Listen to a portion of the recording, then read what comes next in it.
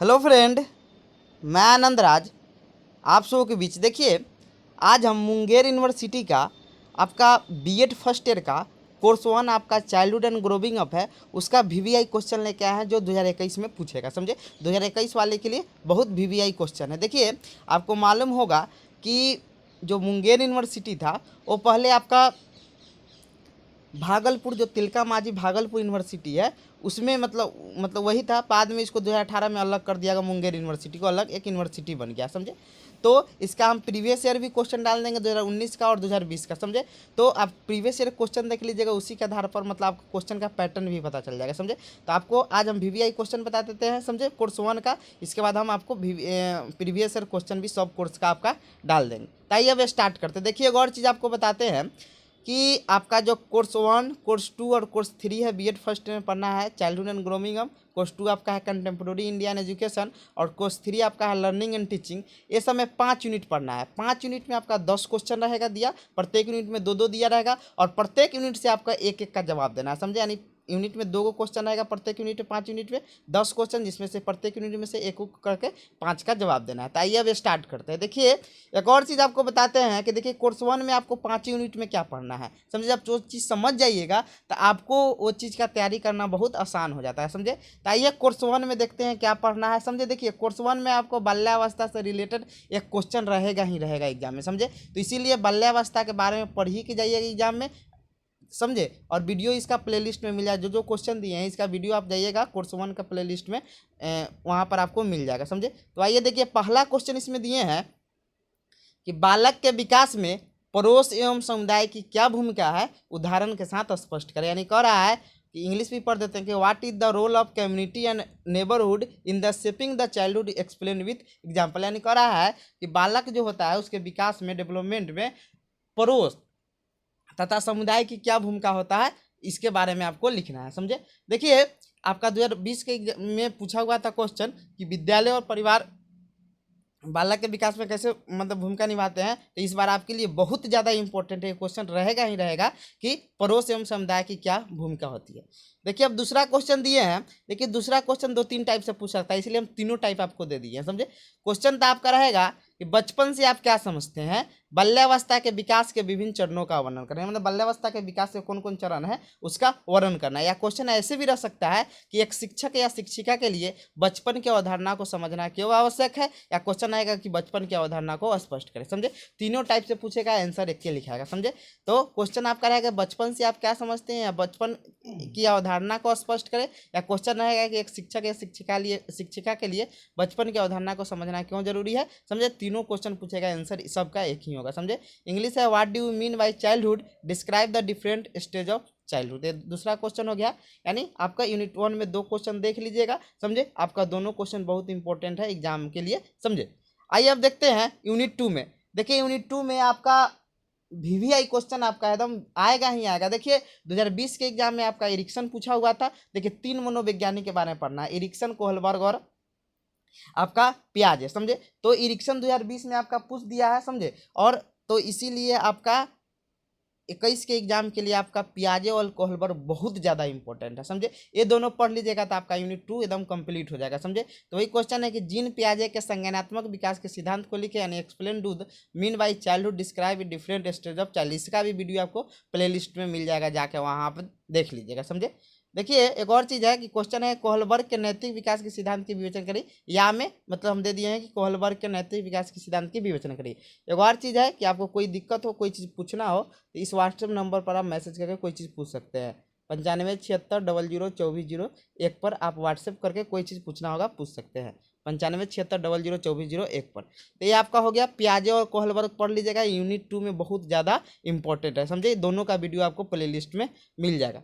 फिर आपका देखिए, इसमें चौथा हम क्वेश्चन दिए हैं कि देखिए, विकास से आप क्या समझते हैं, बाल्यावस्था के दौरान होने वाले विकास के विभिन्न आयामों की व्याख्या करें। देखिए इस क्वेश्चन को ऐसे भी घुमा के पूछ सकता है कि शिक्षार्थी का शारीरिक संज्ञानात्मक, भाषाई, भावात्मक, सामाजिक, नैतिक विकास का वर्णन करें। जो बाल्यावस्था में होता है तो बच्चा का शारीरिक विकास भी होता है, उसका संज्ञानात्मक विकास मानी मानसिक, संज्ञानात्मक को हम लोग मानसिक विकास कहते हैं, उसका मानसिक विकास भी होता है, उसका भाषाई विकास भी होता है, उसका भावात्मक इमोशन मतलब इमोशन डेवलपमेंट भी होता है, उसका सामाजिक सोशल डेवलपमेंट भी होता है, उसका नैतिक यानी मोरल डेवलपमेंट भी होता है। तो वही क्वेश्चन ऐसे भी रहेगा कि विकास से आप क्या समझते हैं, बाल्यावस्था के दौरान होने वाले विकास के विभिन्न आयामों की व्याख्या करें, कौन कौन विकास होता है, समझे। या क्वेश्चन इसी को थोड़ा मतलब अच्छा फैला के मतलब इजी वे में पूछ सकता है कि शिक्षार्थी के शारीरिक, संज्ञानात्मक, भाषाई, भावात्मक, सामाजिक, नैतिक विकास का वर्णन करें, समझे। तो क्वेश्चन को समझ जाइएगा ना, तो क्वेश्चन कितनों भी घुमाएगा तो आप उसको लिख सकते हैं, समझे।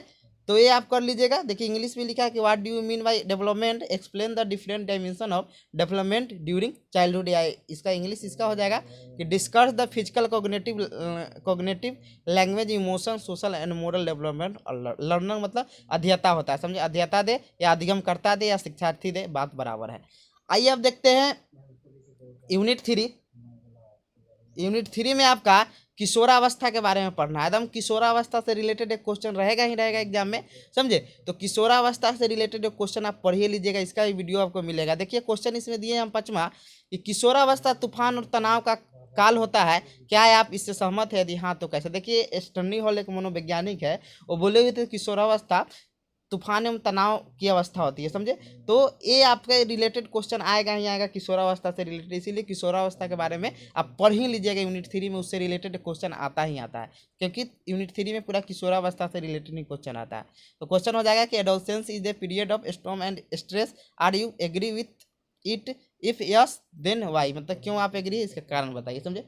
फिर आपका अगला क्वेश्चन है 6ठा कि किशोरावस्था की समस्या के निराकरण में अध्यापक एवं परिवार की भूमिका का वर्णन करें। यानी कह रहा है कि किशोरावस्था के दौरान जो समस्या आती है उसके निराकरण मतलब खत्म करने में परिवार और अध्यापक की क्या भूमिका है वर्णन करें। यानी describe the role of teacher and family in during with adolescence programme है। जो आपका किशोरावस्था में जो जो समस्या आता है, मान लीजिए आप तनाव में आ जा रहे हैं, आप समायोजन नहीं कर पा रहे हैं, गुस्सा कर मतलब ये सब जी आप गलत काम कर जा रहे हैं, तो वो कहने का मतलब हुआ कि इसमें आपका परिवार और अध्यापक कैसे भूमिका निभाता है उसके बारे में हम एक एक्स्ट्रा क्वेश्चन दे दिए हैं। किशोरावस्था रिलेटेड आप पढ़ लीजिएगा कि किशोरावस्था के दौरान विकास की अवस्था तथा इससे संबंधित रूढ़िगत मान्यताएं एवं मुद्दे का वर्णन करें, समझे। इसको देख लीजिएगा कि किशोरावस्था के दौरान विकास की अवस्था है, कौन कौन विकास होता है, शारीरिक विकास होता है, मानसिक विकास होता है, उसके बाद आपका भाषाई विकास होता है, उसके बाद आपका नैतिक विकास होता है, सामाजिक विकास होता है। तो ये सब विकास के बारे में लिखना है। तो किशोरावस्था के दौरान विकास की अवस्था है तथा इससे संबंधित रूढ़िगत मान्यताएं एवं मुद्दे का वर्णन करें, समझे। इंग्लिश में पढ़ देते हैं। Highlight the development phase and it related issue and stereotyping. मतलब देखिए रूढ़िगत मान्यताएं होता है जो पहले से जो धारणा चले आ रहा है उसी को हम लोग कहते हैं। आइए यूनिट 4 में देखते हैं। देखिए यूनिट 4 में आपका सामाजिकरण से रिलेटेड एक क्वेश्चन रहेगा ही रहेगा, समझे। यानी सामाजिकरण से क्वेश्चन पूछेगा ही पूछेगा, इसीलिए आप जाके सामाजिकरण के बारे में अच्छा से पढ़ लीजिएगा, समझे। तो सामाजिकरण का भी वीडियो आपको प्लेलिस्ट में मिल जाएगा। देखिए इसमें हम आपका 7वां क्वेश्चन दिए हैं कि ब्रोनफेनब्रेनन के सामाजिकरण के पारिस्थितिकी सिद्धांत की विवेचना कीजिए, इसके शैक्षिक निहितार्थ क्या है। यानी describe the Bronfenbrenner ecological theory of socialization, what are it educational implication. यानी कह रहा है कि बोनफ्रेन के सामाजिक इसका वीडियो नहीं, हम जल्दी कोशिश करेंगे डाल देने की, समझे। तो सामाजिकरण के पारिस्थितिकी सिद्धांत देना है किसका, ब्रोनफेनब्रेनन का, समझे। फिर अगला हम क्वेश्चन दिए हैं 8वां कि समाजीकरण को परिभाषित कीजिए, शिक्षार्थियों के समाजीकरण में शिक्षा की भूमिका का वर्णन करें। यानी कह रहा है कि समाजीकरण का परिभाषा दीजिए और शिक्षार्थी के यानी विद्यार्थी के समाजीकरण में शिक्षा की क्या भूमिका होती है, समझे। फिर आगे आप देखते हैं, देखिए इंग्लिश भी है कि define socialisation, describe about the role of education in the socialisation of learner. और एक एक्स्ट्रा क्वेश्चन है, देखिए पूछ सकता है, इंपॉर्टेंट बहुत इंपॉर्टेंट क्वेश्चन है कि एक बालक के समाजीकरण में परिवार एवं विद्यालय की भूमिका का वर्णन करें। यानी परिवार एवं विद्यालय की क्या भूमिका है इसका वर्णन करना है। यानी discuss the role of family and school in the socialisation of a child, समझे। पूछता है कि परिवार और विद्यालय की क्या भूमिका होती है बालक के समाजीकरण में। आइए अब यूनिट 5 देखते हैं। देखिए यूनिट 5 में आपका व्यक्तिगत विभिन्नता से रिलेटेड क्वेश्चन रहेगा ही रहेगा, समझे। तो क्वेश्चन आपका है कि व्यक्तिगत विभिन्नता से आप क्या समझते हैं? व्यक्तिगत विभिन्नताओं को प्रभावित करने वाले कारकों का विवेचना करें। जिन्हें what do mean by individual difference, describe the factor affecting individual difference. समझे? तो व्यक्तिगत विभिन्नता का वीडियो आपको प्ले लिस्ट में मिल जाएगा। आइए अब देखते हैं, आपका 10 नंबर क्वेश्चन है कि निम्नलिखित में से किन्हीं दो पर संक्षिप्त टिप्पणी लिखे। पहला है कि बालक के व्यक्तित्व विकास को प्रभावित करने वाले कारक, यानी factor affecting the personality development of child. इसमें से चारों को दिया रहेगा, दो का आपको जवाब देना है। समझे?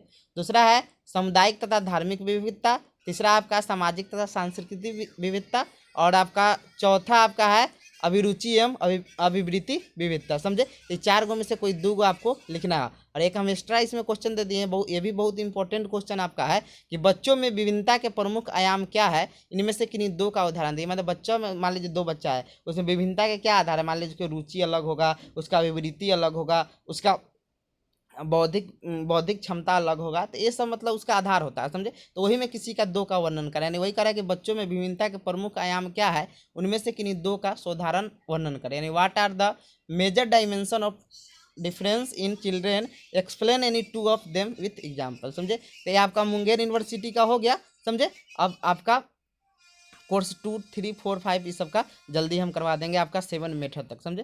Thank you.